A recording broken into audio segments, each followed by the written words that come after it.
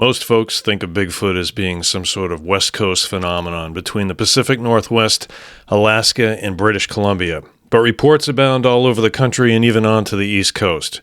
In fact, one of the most recent reports of strange tracks happened not among the redwoods of Washington state, but in the woods of southern Maine. We'll take a look at this report from February 2025 in today's episode of The Weekly Strange.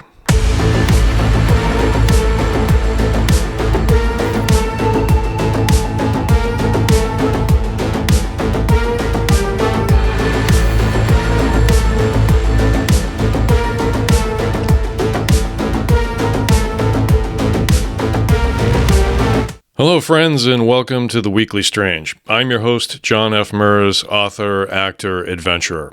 You know, as a writer, I come across some really weird stuff in the course of researching a new book or a screenplay.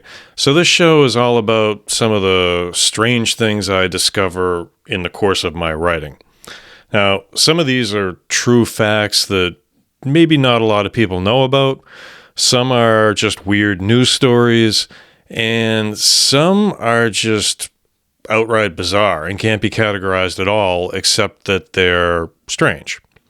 We'll cover them all in forthcoming episodes, but before we begin, be sure to like, subscribe, and hit that notification bell so you don't miss any of our new content when it's uploaded. Okay, so let's journey only about an hour north of Boston, just 66 miles from a large city, to the town of Wells, Maine. Now, this is south of Portland. It's right in between Boston and Portland, so not that far away. On February 16th, Stephen Bartlett was out taking a hike on his 30-acre property during a snowstorm. Now, it had been snowing before this, and 7 inches would fall on top of the already foot of snow on the ground that had crusted over. And so Stephen Bartlett is out taking a hike when he comes across a set of tracks that look nothing like deer or moose or really any of the other animals that live in the area, such as bear and bobcat. Bartlett lives in an area just west of a popular tourist spot on the coast known as Ogunquit. Route 95 cuts right between Ogunquit and Wells, with thousands of cars potentially passing through a Bigfoot habitat on a daily basis. Bartlett's property also sits surrounded by 500 acres of conservation and trust land. Small brooks dot the area, providing fresh water for an abundance of animal life that will also make use of the apple trees for food, crop fields, etc. The tracks, as described in the initial sighting report on the Bigfoot Research Organization website, were larger than a size 12 boot, and the distance between the tracks was 7 to 8 feet in distance, meaning that the stride of the creature that made them was exceptionally large. Bartlett followed the tracks through the woods for roughly 150 feet until they became largely unrecognizable as the weather continued to come down and obscure them. But he did shoot a video of the tracks, and that video has certainly caught the attention of a great many people, including both amateur and professional Bigfoot researchers, who have likewise concluded the size of the alleged creature in question must be larger than that of an average man. It also caught my attention, obviously, for the purposes of this show. Bartlett further noted that the tracks cut through several deer beds in the area, which might prompt the question, was this creature out searching for a meal, or did his path just sort of happen to coincide with the locations of where deer bed down for the day? It's likely that if there was indeed a Bigfoot out walking through the storm, then it was definitely searching for a meal. I don't think a creature would necessarily contaminate another creature's area if it was not intent on stalking and hunting them. Upon reaching the end of the trail, where he could no longer see the tracks, Bartlett stated that there was only a thin layer of fresh snow filling them in, which led him to surmise that whatever had created the tracks had passed through the area only recently. He wasn't that far behind this alleged creature. The trail was fresh enough that the creature might still have been in the area, perhaps even observing Stephen Bartlett. We don't know. Now, it's important to note that there are a lot of Bigfoot sightings in the New England area. And that's, comparatively speaking, right? Not as much as there are out in the Pacific Northwest, of course. But there are still far more sightings than most people might expect, especially if you grew up like I did, thinking that the Bigfoot phenomenon was strictly contained to that part of the country and Canada and then further north into Alaska. As the decades have gone on, Bigfoot sightings pop up pretty much everywhere and anywhere. But what makes this sighting so interesting is its close proximity to major population centers, like Boston. Boston is less than an hour south, and Ogunquit swells with thousands of people on warm summer days who go up there and go to the beach and go shopping and all that good stuff. So the fact that this is happening so close to major metropolitan areas is pretty interesting. And in spite of the sheer numbers of people, this sighting seems to suggest that there is indeed a creature living in the area, one seemingly unconcerned with the severity of a New England winter. The field investigator that the BFRO dispatched to check out this account makes note of the fact that in the nearby Kenyon Hill Preserve, which is less than 2 quick miles from where the tracks were found, the Kenyon Hill Preserve has several huge granite rock outcroppings that might conceal caves or overhangs that a creature could use for shelter, or even just a long winter's nap. As for the rest of the environment, fruit trees abound, along with planted fields of crops.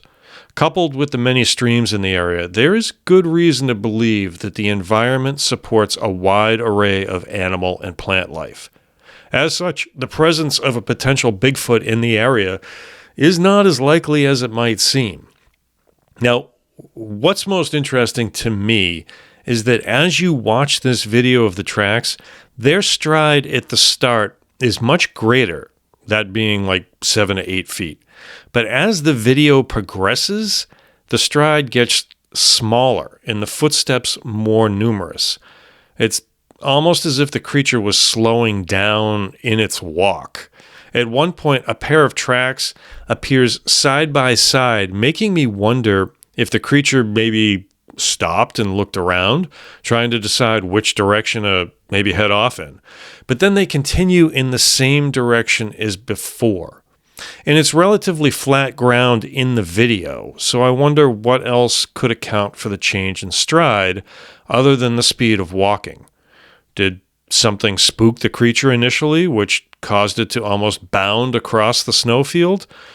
Did it have an indication that maybe somebody was tracking it from behind, like Stephen Bartlett? He thought that maybe the creature that made those tracks could be close by. And then once it thought the threat was over, did it slow down then to conserve energy or even, catch its breath? It's obviously hard to say given the snowy conditions under which the tracks were made, but it is amazing to think that a creature could be as close as it would appear to civilization. I know I keep harping on this, but it's like, Boston's here, Ogunquit's here, and like right there is the hot spot. The other thing to remember is that these tracks were on private property. If someone was attempting a hoax, then it would be far more likely to find them in the many acres of conservation land that were only 2 miles away, where their chances of being seen by someone would be greater. But in this case, the Bartlett family had only recently constructed a house on their land. It was, by and large, rather unspoiled and remote territory, with few chances of some random stranger crisscrossing the private land and coming across these hoax tracks. If someone's attempting to create convincing Bigfoot tracks, To what end? To fool a single homeowner? Most fraudsters in this realm want their work to be seen and publicized, but there was little guarantee of publicity on private lands belonging to a single family. A potential fraudster would have to know that Stephen Bartlett would be taking a hike in the woods at that very moment. And then there's the snow factor. They'd be risking not having their work seen at all if they misjudged the timing of the snowfall. Now, Bartlett's video presents a compelling record of the tracks and the way they change over the course of the video. Now, if, as some people believe, Bigfoot are indeed active in the New England area, then this is certainly an intriguing new area to research. Most of the attention in New England has been focused on the northern areas of New Hampshire, specifically in the White Mountains, where there's plenty of opportunity for shelter and food, along with less chances of running into humans. The thinking being that if there are creatures in the New England area, they would opt for the more remote locations rather than risk exposure closer to where humans are. While there have been scattered accounts of tracks in unlikely areas like the Fitchburg State Forest in Fitchburg, Massachusetts, and further south in the Bridgewater Triangle in southeastern Massachusetts, this video account is perhaps one of the better ones to come out of New England. And given how recent it was, it was just like a month ago, maybe less than that, it makes the tracks all the more intriguing. Now, according to BFRO investigator Matt Moneymaker, who some of you may remember from the television show Finding Bigfoot, howling out into the woods and assisted by his crew, the tracks in the Stephen Bartlett video are definitely not moose tracks. Moneymaker goes on to say, these tracks were made by a very tall, bipedal creature, much taller than an average human. Moneymaker further states that there have been other instances of Bigfoot snow tracks found in other parts of the country during snowstorms.